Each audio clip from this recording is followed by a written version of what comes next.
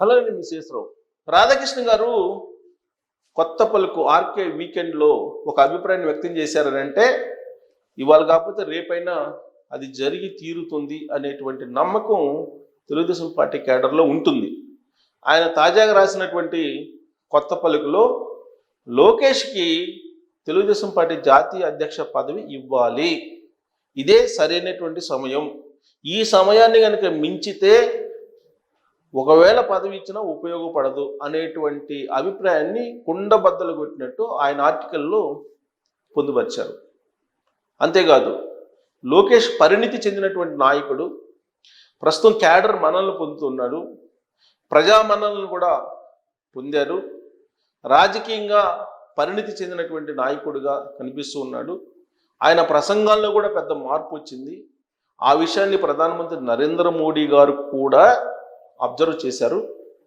కాబట్టి ఇదే సరైన సమయం ఆయనకి జాతీయ అధ్యక్ష పదవి ఇవ్వటానికి. ఒకవేళ ఇవ్వకపోతే తండ్రి చాటు కొడుకు కిందే మిగిలిపోతాడు. చంద్రబాబు నాయుడు గారి నీడ ఉన్నంత వరకు ఆయన అంతకు మించి ఎదిగేటువంటి అవకాశం లేదు అనేటువంటి విషయాన్ని కూడా స్పష్టం చేశారు. ఒకవేళ వర్కింగ్ ప్రెసిడెంట్ పదవి ఇచ్చినప్పటికీ కూడా చంద్రబాబు నాయుడు గారి నీడనే ఆయన రాజకీయాలు చేయాల్సి వస్తుంది. ఆయనకి పార్టీ మీద నిర్ణయాలు తీసుకున్నటువంటి స్వేచ్ఛ ఉండదు. కాబట్టి చంద్రబాబు నాయుడు గారు తప్పుకొని లోకేష్ గారికి ఆ పదవిని ఇవ్వాలి అనేటువంటి అభిప్రాయాన్ని వ్యక్తం చేస్తూ ఒక సూచన కూడా ఇచ్చారు. చంద్రబాబు నాయుడు గారికి ఒక పదవిని కూడా క్రియేట్ చేశారు రాధాకృష్ణ గారు.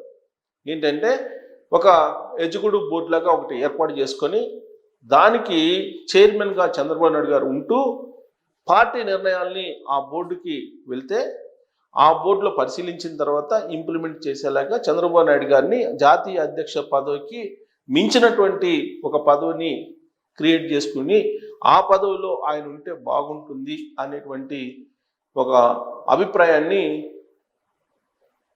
రాధాకృష్ణ గారు వ్యక్తం చేశారు. దానికి ఉదాహరణ కూడా చెప్పారు. తెలంగాణలో వర్కింగ్ ప్రెసిడెంట్గా ఉన్నటువంటి కేటీఆర్ గారు గత కొంతకాలంగా ఆయన పార్టీ కోసం వర్కింగ్ ప్రెసిడెంట్ హోదాలో పనిచేస్తూ ఉన్నారు. అయినప్పటికీ కేసీఆర్ గారి నీడ ఆయన మీద ఉంది. అందువల్లే ఆయన ఎదగలేకపోయాడు. ఆయన కాబోయేటువంటి సీఎంగానే మిగిలిపోయాడు.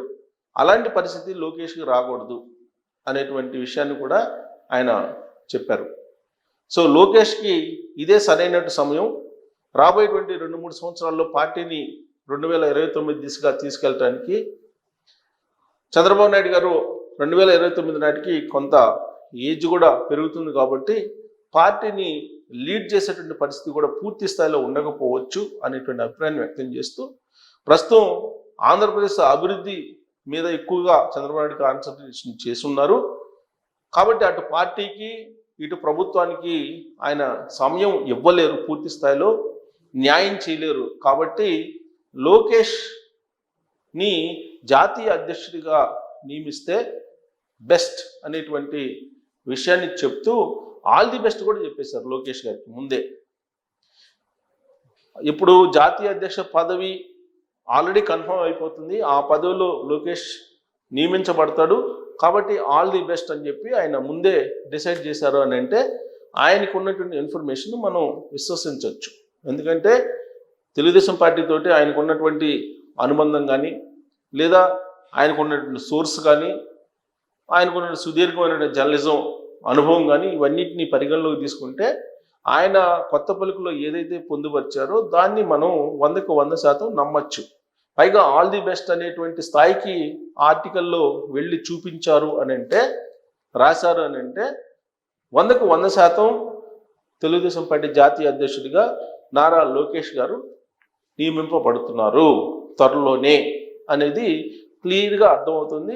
అలాగే పార్టీలో కూడా అదే చర్చ జరుగుతుంది. ఈవెన్ మహానాడులో కూడా ఇలాంటి డిమాండే వచ్చింది. వర్కింగ్ ప్రెసిడెంట్ అనే డిమాండ్ వచ్చింది. కొంతమంది లీడర్స్, ఇప్పుడు దూలిపాల నరేందర్ లాంటి వాళ్ళు, పత్తిపట్టి పుల్లారావు లాంటి వాళ్ళు, ఇలాంటి వాళ్ళు వర్కింగ్ ప్రెసిడెంట్ ఇవ్వాలి లోకేష్కి అనేటువంటి డిమాండ్ని బాహాటంగానే చేశారు. గతంలో అయితే ఏకంగా కాబోయేటువంటి సీఎం అనేటువంటి ప్రచారం కూడా పెద్ద ఎత్తున చేశారు. 2014-2019 మధ్యలో ప్రతి వేదిక మీద కూడా పత్తిపాటి పుల్లారావు కానీ లేదంటే కొంతమంది బుద్ధ వెంకన్న లాంటి వాళ్ళు కానీ కాబోయేటువంటి సీఎం లోకేష్ అనేటువంటి ప్రచారాన్ని పెద్ద ఎత్తున చేశారు. ఇప్పుడు 2024 నుంచి ఇప్పుడు కూటమి ప్రభుత్వం అధికారంలో ఉంది. ఇప్పుడు కూడా కొంతమంది లోకేష్ డిప్యూటీ సీఎం అని కాదు సీఎం అని ఇలాంటి ప్రచారాలు అప్పుడప్పుడు చేస్తూ ఉన్నారు. అలాంటి కామెంట్లు కూడా చేస్తూ ఉన్నారు. అలాంటి వాటికి ఎప్పటికప్పుడు చంద్రబాబు నాయుడు గారు వ్యూహాత్మకంగా తెర దించుతూ ఉన్నారు. కానీ అలాంటివి మాత్రం ఆగట్లేదు.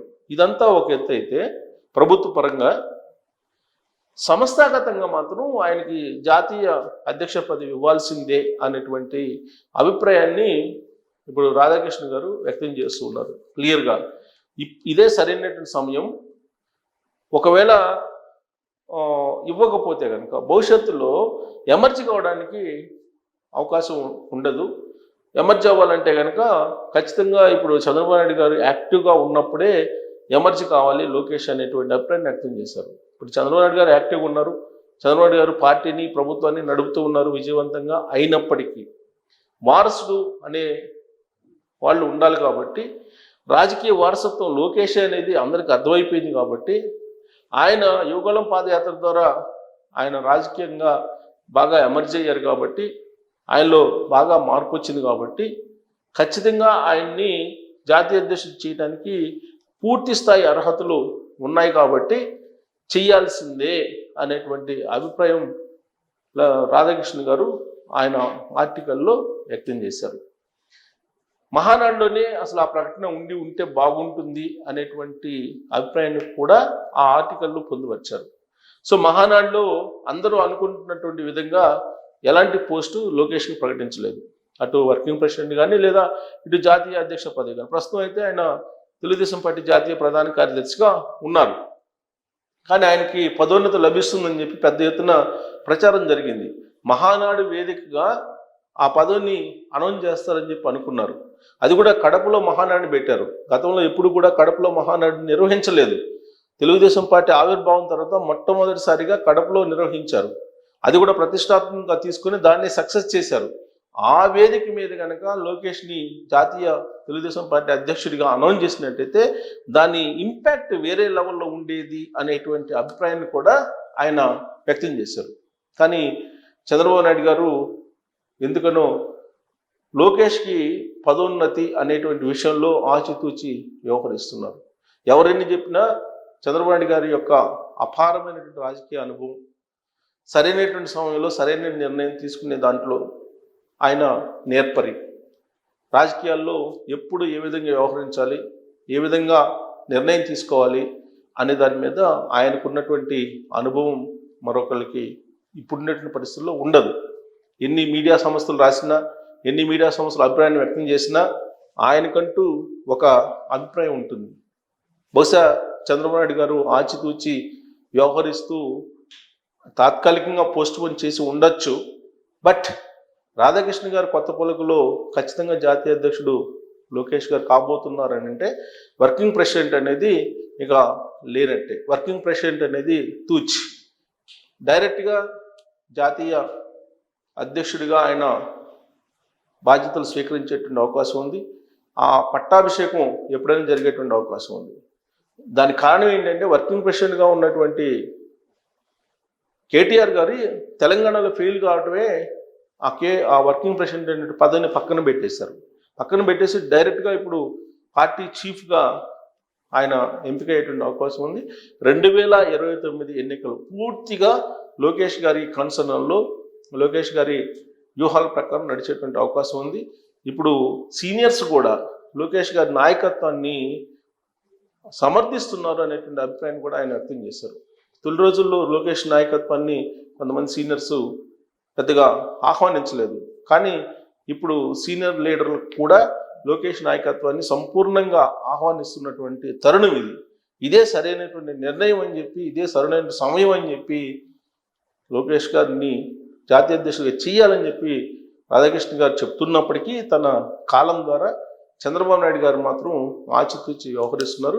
మరి చంద్రబాబు నాయుడు గారు కరెక్టా లేదా రాధాకృష్ణ గారు కరెక్టా? ఎవరిది కరెక్ట్ అనే దాని మీద మీరు కామెంట్ చేయొచ్చు. Thank you.